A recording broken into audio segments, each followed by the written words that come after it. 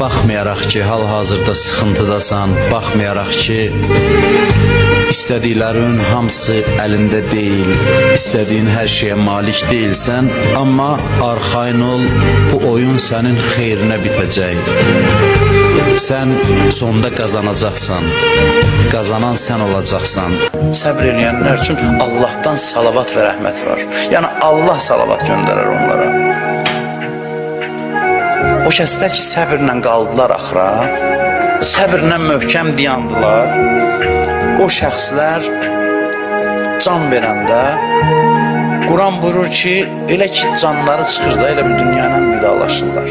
Dünya həyatı bitib, gedirlər əbədiyyət aləmə. Son dəqiqələrində, saatlarında, bir məsələn saat qalıb, 10 dəqiqə qalıb, 5 dəqiqə qalıb, bilmirəm, lav axır saatlarında mələklər gələr onların ziyarətinə və nə deyər onlara? Deyərlər ki, Əllə təxafu və lə təhzənu, deyib qorxmayın və üzülməyin, kədərlənməyin.